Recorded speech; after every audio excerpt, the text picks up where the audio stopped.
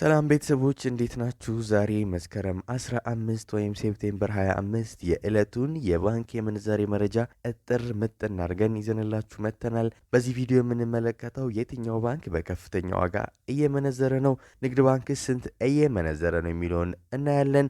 በተጨማሪም እናንተ ያላችሁ ባንክ ወይም ማወቅ የምትፈልጉትን ባንክ ኮሜንት ላይ አስቀምጡልን፣ በፍጥነት እንመልሳለን ማለት ነው። አሁን ቀጥታ ወደ መረጃው። ዛሬ ዶላርን በከፍተኛ ዋጋ እየመነዘረ የሚገኘው ባንክ ዳሽን ባንክ ነው። ዳሽን ባንክ 143 ብር ከ51 ሳንቲም ገዝቶ 146 ብር ከ38 ሳንቲም እየሸጠ ነው።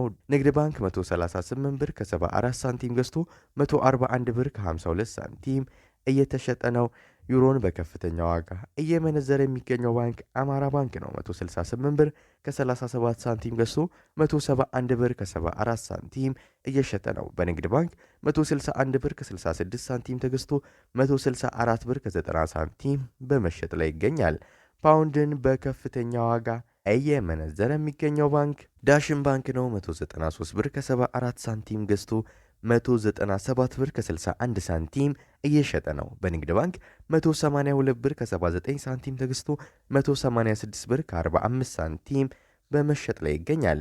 አንድ የካናዳ ዶላርን በከፍተኛ ዋጋ እየመነዘረ የሚገኘው ባንክ አዋሽ ባንክ ነው። 103 ብር ከ75 ሳንቲም ገዝቶ 105 ብር ከ83 ሳንቲም እየሸጠ ነው። በንግድ ባንክ 98 ብር ከ66 ሳንቲም ተገዝቶ 100 ብር ከ63 ሳንቲም በመሸጥ ላይ ይገኛል።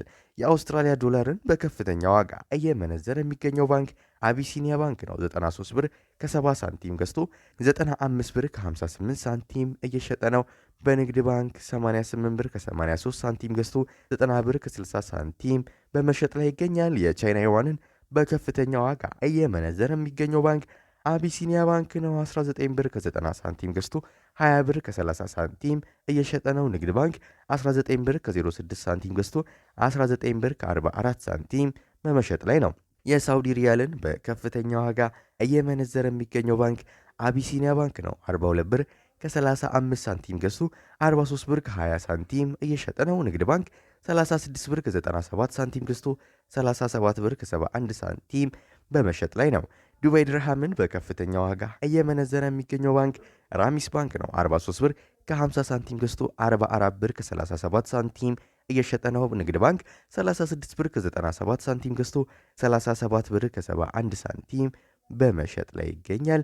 የዛሬው የዕለቱ የባንኮች የምንዛሬ መረጃ ይህን ይመስላል። እንደተመለከታችሁት ነው። የጥቁር ገበያን የምንዛሬ መረጃ መመልከት ከፈለጋችሁ እዚህ ስክሪኑ ላይ የምታዩትን ቪዲዮ በመንካት መመልከት እንደሚቻል እያስታወቅን በዚህ ቪዲዮ ያላችሁን ሀሳብ አስተያየት ኮሜንት ላይ በዚያ በቃን።